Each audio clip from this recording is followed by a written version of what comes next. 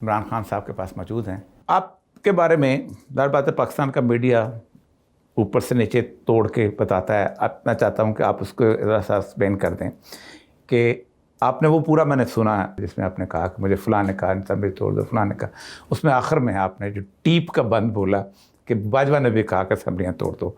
मेरा ख्याल है आपकी मुलाकात सितंबर में कहीं हुई है असेंबली। देखिए जी, अच्छा। मेरी जब हमारी गवर्नमेंट गिरी ना, दो मुलाकातें हुई बाजवा से। ठीक। दोनों मुलाकातों का मकसद क्या था? इलेक्शन करवाओ। हम कह रहे थे इलेक्शंस करवाओ। बाजवा ने हमें एज यूजुअल लाल बत्ती के पीछे लगा दिया कि हाँ इलेक्शन मैं करवाता हूँ। पहले हमें कहा जी आप वो जो 25 में आपने ऐसी वो कर दिया, नहीं तो मैंने तब इलेक्शन करवाने के लिए तरह। सब झूठ, कोई इनकी इंटेंशन नहीं थी।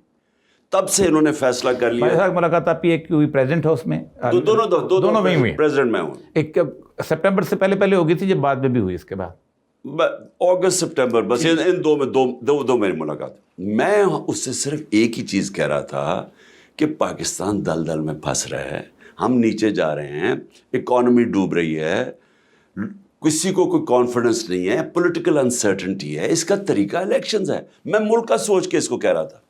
तो तब इसने 2 दफ़ा कहा कि जनाब आप अपनी असेंबलियाँ तोड़ दें, इलेक्शन करवा दें, इलेक्शन हो जाएंगे। इनके सारे लीडर्स ने कहा कि आप एक ने कहा। सो मैं ये कह रहा हूं कि जब हमने फाइनली तोड़ी तो ये इन्होंने भी कहा हुआ था, जो कानून भी वही कहता था, तो हमने तो उसके मुताबिक तोड़ी। अब सब ही भाग गए इलेक्शन से। सिंपल स्टूडेंट ऑफ पॉलिटिक्स मैं समझता हूं, बेशक लोग जो मर्जी कहें, कि इन असेंबली तोड़ने ने आपको जो पॉलिटिकल गेन दिया है शायद किसी और चीज़ में, तो जिस असेंबली में और जिस हुकूमत में आप अपनी एक FIR दर्ज ना करवा सकें, उसके लिए वो असेंबली आपके लिए लायबिलिटी है। सच्ची बात है। उसके बावजूद भी आप मुझे बताइए कि इस असेंबली तोड़ने के बाद क्या आप समझते हैं कि आपकी स्ट्रगल, मेरी तो है कि आपकी स्ट्रगल, 10 लाख लोग जो स्टेटस को वाले मुझसे इख्तलाफ कर सकते हैं कि उसने उस पार्टी को जो एक बड़ी मरंज किस्म की नरम खूब पार्टी थी, इसको बिल्कुल मुख्तलिफ पार्टी बना दी है। इस 25 मई ऑनवर्ड तहरीक इंसाफ जो है वो बिल्कुल मुख्तलिफ है अपने उस कैडर के हिसाब से। लेकिन क्या आप समझते हैं कि कहीं रिग्रेट्स के आपको कहीं मैंने असेंबलियाँ नहीं तोड़ी? नहीं, कभी कोई रिग्रेट नहीं था। देखिए मैंने कोई जल्दी में भी नहीं तोड़ी। मैंने अपने सारे MPs को उनको ग्रुप्स में बुलाया, उनको एक्सप्लेन किया। मैंने कहा ऐसे जो आप यहाँ जो गवर्नमेंट चला रहे हैं, हम अपना वोट बैंक ख़त्म करते जा रहे हैं, क्योंकि लोग तो डिमांड कर रहे हैं कि जनाब आप डिलीवर करें।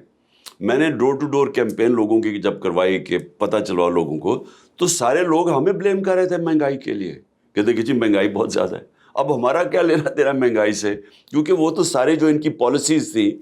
अब रुपया 110 रुपया डॉलर के मुकाबले में गिरा है। 11 महीने में 100, यानी और कोई वजह नहीं थी, क्योंकि इंटरनेशनल मार्केट के अंदर तेल की कीमत नीचे आ गई थी। देखिए ना, हमें प्रेशर क्यों पड़ा हुआ था, क्योंकि वो तेल की कीमत 110 से 115 डॉलर पे चली गई थी बैरल। ये एक दफ़ा $65 से $80 के अंदर इनके दौर में आ गई, थोड़ी देर के ऊपर नीचे आ गई। तो इनका रुपया कैसे गिर गया इतना? देखे ना, हमारा मसला कुछ और था। इनको ना कोई, मैं कहता हूँ इनसे इनकॉम्पिटेंट जाहिल लोग मैंने कभी इस तरह के लोग देखे नहीं। हम तो पहली दफ़ा मिली थी ना गवर्नमेंट, 6% ग्रोथ रेट पे हम चले गए, रिकॉर्ड एक्सपोर्ट्स पे रिकॉर्ड। हमारा सारे जो टारगेट्स थे रेवेन्यू के, एक्सपोर्ट्स के, रेमिटेंसेस के, एग्रीकल्चर आउटपुट, इंडस्ट्रियल आउटपुट, सब हमने क्रॉस कर दिए, यानी अपने टारगेट से आगे निकल गए। जब ये बाजवा ने जो हमारे से साजिश करके गिराया है, तो हम तो आगे चले गए। एक इल्ज़ाम जो कि दिया जाता है, अगरचे कि मैं खुद फाइनेंस में रहा हूँ, IMF कभी भी आपको डिक्टेट नहीं करता कि आप ये कीमतें बढ़ाएं या कम करें। वो कहते हैं अपना रेवेन्यू जिधर से मर्जी पूरा करो, ना बढ़ाओ नहीं बढ़ाओ, रेवेन्यू तुम्हारा पूरा करता है। वो basically they are the safeguard of the investors जो कि बैंक से लोन लिया हुआ, उसी वजह से आपको आती। आप पर ये एक इल्ज़ाम लगता है नॉर्मली कि आपने कुछ ऐसे मुआहदात किए जिनको ऑनर नहीं किया, और जिसको फिर शहबाज शरीफ साहब जो हैं वो आके फंस गए। और ये सब ये इतने झूठ बोलते हैं। देखें, हम अगर जब हम अपने सारे टारगेट से ऊपर चले गए थे, आप सीधी तरह इकोनॉमिक सर्वे ऑफ पाकिस्तान जो इनके ज़माने में आया, जो इनकी गवर्नमेंट में पब्लिश हुआ है, आप सिर्फ उसके फिगर्स देख लें। जो गवर्नमेंट अपने सारे अपने सेट की ओर टारगेट से आगे निकल गई है, तो वो अच्छा ही कर रही होगी ना। ہم نے ایک چیز کے اوپر ان کو اعتراض کیا جی ہم نے تیل پیٹرول کی اور ڈیزل کی قیمتیں کیپ کر دی. ٹھیک. ہم نے کیوں کیپ کی؟ کیونکہ مجھے صدر پوٹن سے جب میں ملا اس نے مجھے کہا, اسے میں نے یہ کہا کہ دیکھیں جنگ کی وجہ سے میں نے کہا ہمارے جیسے ملکوں کے اوپر بڑا پریشر پڑ گیا, وہ تیل اوپر چلا گیا جنگ کی وجہ سے. اس نے مجھے کہا کہ میں تمہاری مدد کروں گا.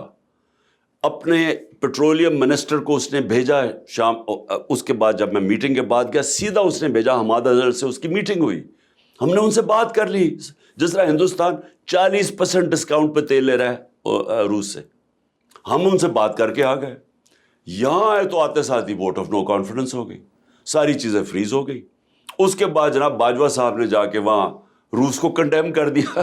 رشین امبیسڈر کا انٹرویو بھی آیا ہے, اس نے ان کو اس کی مرزا جہانگیر کو انٹرویو دیتے ہوئے کہا ہے کہ آپ کا وہ ایکشن جو تھا وہ بیسیکلی آپ کے اس کے اوپر اس کی ریزن بنا کہ آپ وہاں چلے گئے تھے وار کے دوران.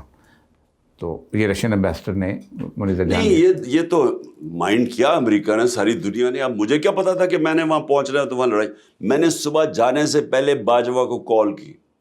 یہ باجوہ نے امریکنوں کو کچھ اور پڑھایا کیونکہ وہ جو سائفر تھا جو باجوہ نے ان کو میرے اگینسٹ کیا تھا, اب تو حسین حقانی کو ہائر کر کے میرے اگینسٹ لابی کر رہا تھا وہاں اور اپنی ایکسٹینشن کے لیے امریکنوں کو لابی کر رہا تھا. اب تو یہ واضح ہے, وہ وکاس لڑکے نے پورا انٹرویو چھاپا ہوا. تو وہ اس میں کہتا کہ جی عمران خان نے اکیلے نے فیصلہ کیا روس جانے کا. امبیسڈر کہہ رہا ہے کہ نہیں یہ اسٹیک ہولڈرز تھے. میں نے باجوہ کو جانے سے پہلے صبح کال کی, میں نے کہا وہاں مجھے خطرہ لگ رہا ہے, یہ جو سائنز نظر آ رہے ہیں جانا چاہیے یا نہیں جانا چاہیے. نہیں آپ کو جانا چاہیے کیونکہ ان کو فوج کو بھی ہارڈ ویئر چاہیے تھا.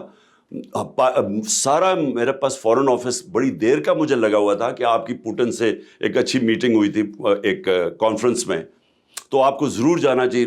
تو یہ میرے پیچھے پڑے ہوئے تھے, تو میں تو ملک کے لیے گیا تھا. تو اس نے ان کو اور پڑھایا کہ یہ عمران خان اکیلا چلا گیا. اور پھر بھی ہمیں اگر اس وقت ہم روس سے سستا تیل لے لیتے تو ہمیں مہنگائی کرنے کی ضرورت جی. نہیں. انڈیا جو ہے اس وقت تو حالانکہ امریکہ نے لائی ہے, اس کے اندر کویڈ میں شامل ہے 4, اس کے باوجود بھی رشیا سے لیتا, بلکہ انڈیا سارے ملک اپنے انٹرسٹ کے لیے فورن پالیسی بناتے ہیں یا ان کے سامنے جا کے گھٹنوں پہ لیٹ جاتے ہیں. ایک لیک آیا ہے ابھی شہباز شریف اور حنا ربانی کھر کا, کل آج واشنگٹن پوسٹ کی نیوز ہے بڑی امپورٹنٹ اس کے اندر, کہ حنا ربانی کھر نے کہا ہے کہ ہمیں امریکہ کا ساتھ چھوڑ دینا چاہیے, اور یہ لیک انہوں نے کی ہے امریکنس نے, اور ہمیں چائنا کے ساتھ اپنا رکھنا چاہیے. آپ کیا سمجھتے ہیں کہ ہماری اسٹیبلشمنٹ یا ہمارے شہباز شریف جن کا سارا کا گھر, نواز شریف جن کا ایون فیلڈ ہے, سب کچھ ہے, جس کو ایک دم اگر وہ اس کو کہہ دیں کہ آپ اپنی ٹریل نکال لو, کیا یہ فیصلہ لے سکتے ہیں امریکہ کو چھوڑنے کا اور چائنا کو دیکھیے دوست بنانے؟ مجھے اور یہ سب یہ بتائیں کہ جب سے روس کے تعلقات خراب ہوئے ہیں یہ مغرب سے, امریکہ سے, انگلینڈ سے, جتنے روسیوں کے جو اولیگارکس کہتے ہیں ان کے پیسے پڑے ہوئے تھے ان کی ساروں کو ضبط کر لیا, سارے اکاؤنٹس انہوں نے. تو کیا ان کو ان کے نہیں اکاؤنٹس پتہ؟ ان کو نہیں پتا کہ یہ جو پیسے, یہ جو اتنے بڑے بڑے محلات میں رہتے ہیں وہاں لنڈن اور عیاشیاں اور بڑی بڑی بینٹلی اور رولز رائسز چلاتے ہیں, اسحاق ڈار بھی, سارا ٹبر ان کا, کیا ان کو نہیں پتا کہ یہ ان کے پاس کوئی منی ٹریل, کوئی پتہ ہی نہیں ہے پیسہ کدھر سے آیا؟